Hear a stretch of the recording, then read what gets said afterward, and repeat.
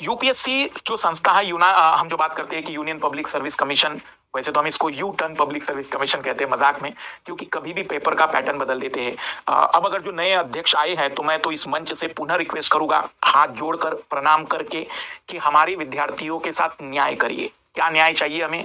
Prelims की परीक्षा का परिणाम आप जिस आंसर की से घोषित करते हैं, परिणाम घोषित करने के बाद तो ही इमीडिएटली परिणाम घोषित करने के बाद उस विद्यार्थी को आंसर की दीजिए। 2024 के प्रीलिम्स के आंसर की हम अभी तक नहीं जारी कर पाए हैं। क्या वो किसी खोपचे में छिपा कर रखी है? क्या किसको उसे किसी प्रकार के सीक्रेट डॉक्यूमेंट के रूप में आपने रखा है?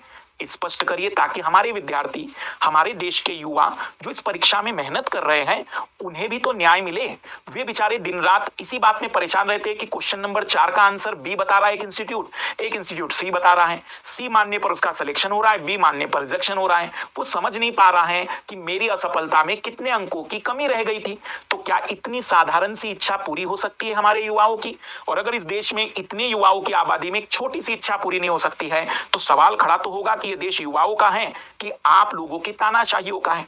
दूसरी चीज, जब भी आप यूपीएससी में कोई भी एग्जाम लेते हैं, केवल यूपीएससी सिविल सर्विस की बात ही नहीं है, कोई भी एग्जाम लेते हैं, उसके आंसर की सभी परीक्षाओं की समय पर आनी चाहिए, समय पर क्लियर होनी चाहिए, क्योंकि ये उनका हक है। और तीसरी बड़ी बात, विद्यार्थियों के साथ चीट ना किया जाए। चीट का अभिप्राय है आप पैटर्न बदलिए और उसकी बात बताइए, चेंजेस बताइए, क्योंकि हम कोई यहाँ पर लकी ड्रॉ थोड़ी खेल रहे हैं कि किसकी चिट निकलेगी, किसकी किस्मत काम करेगी। एक प्रॉपर पैटर्न के साथ परीक्षा को लीजिए। पैटर्न बदल भी रहे हैं तो ऐसे बदलाव करिए कि बच्चों के अकॉर्डिंग हो। कभी एक विषय को बहुत महत्व दे देना, कभी कभी किसी विषय के ट्रांसलेशन इतने गंदे किए जा रहे, कॉम्प्रिहेंशन, कि वो हिंदी माध्यम के विद्यार्थी नहीं, शिक्षकों के लिए चैलेंजिंग हो जा रहे हैं। तो मैं भी इतनी सी रिक्वेस्ट करूंगा कि ये छोटी छोटी बात तो ही पूरी कर दीजिए।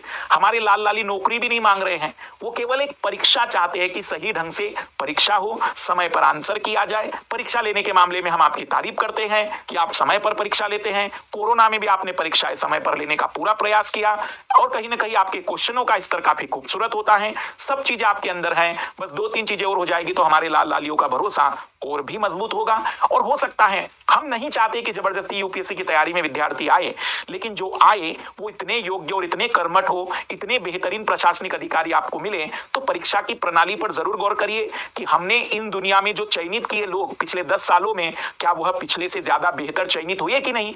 अगर ऐसा नहीं हो पा रहा है तो आपकी प्रणाली में कहीं ना कहीं प्रदूषण है, आपकी प्रणाली दूषित है। उस दूषित चीज को बाहर करना आपका संवैधानिक दायित्व भी है और भारतीय व्यक्ति होने के नाते कर्तव्य भी है। आइए जरा जान लेते हैं इस महान संस्था के बारे में।